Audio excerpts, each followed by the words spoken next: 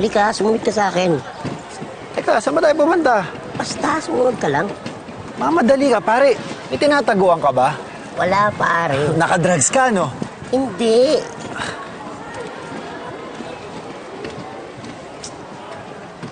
Oh, Kasi ano eh, may gusto kasi ako sabihin sa'yo. Kaya lang, secret muna natin to. Huwag mo muna sasabihin. Maski kay Ryan. alam mo pare, sakto.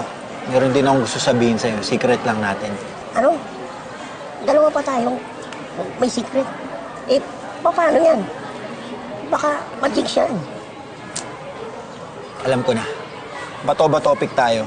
Kung sino manalo, siya magsasabi ng secret. Game? Oh, sige, game ako, Ton. Ano game, ha? Sige. Bato ba topic? Okay. Kaya naman, dinadaya mo ata ako. Hindi! Bato ba topic? Panalo ako. So ako muna magsabi ng secret. O sige. Ka dito. Baka may makarinig pa sa atin. Pare, ganito kasi. Ano?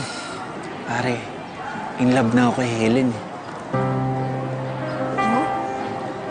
Kay Helen? Pare, gusto ko sana. Tulungan mo ko. Tulungan mo ko para mapasagot ko siya. Sa atin lang muna to, ha? Uy! Ano nga pala yung sasabihin mo sa akin? Yung secret din na sasabihin mo sa akin.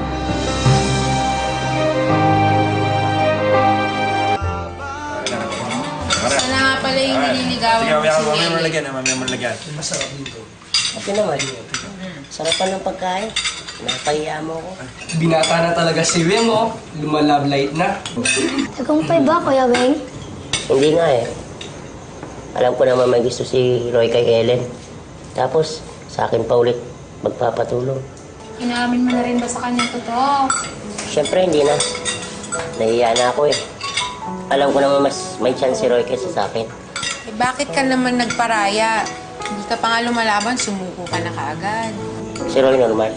Walang kapansanan. Alam, pagdating sa pag-ibig, tuloy-tuloy lang ang laban. Huwag kang sumuko agad.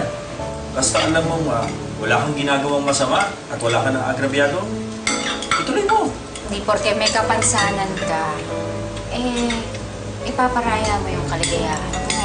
Mali yan. Mahalin mo ang sarili mo. Tandaan mo, kami nga, mahal na mahal ka namin. Paturo ka kay tatay. Paano tayo dumami ng ganito? Uy! Nay, sorry, Nay.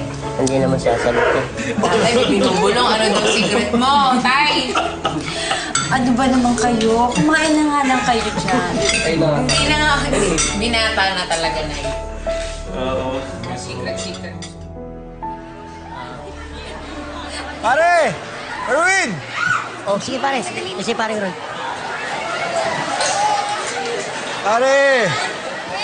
Te. Basta! Oh, Tol, may good news ako sa'yo. parang alam ko na yung tutos mo pare. Congrats eh. Pare, salamat talaga. Makakasahan ka talaga. Erwin, salamat ah. Kung hindi dahil sa'yo, hindi ko nalaman na good catch pala tong kaibigan mo. Alam mo, blessing ka talaga sa mga taong nakapaligid sa'yo.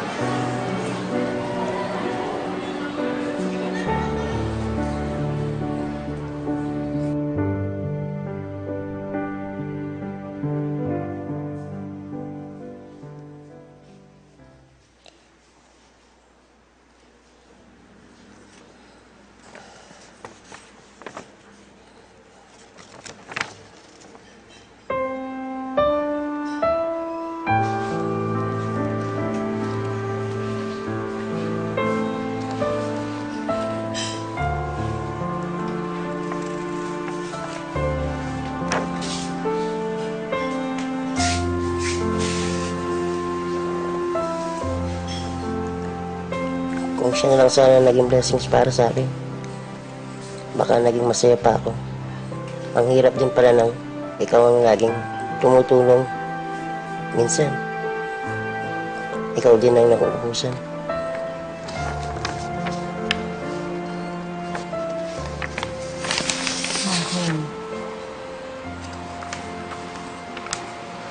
Pwede mo pa naman bigay kay Helen to eh. Hindi naman siguro masamang magbigay ng regalo kahit nandyan na si Roy sa buhay niya, di ba? Para saan pa? Wala na rin naman yung kwenta eh. Kung di mo kayang ibigay ngayon, pwede namang next time. O sa pagdating ng tamang panahon.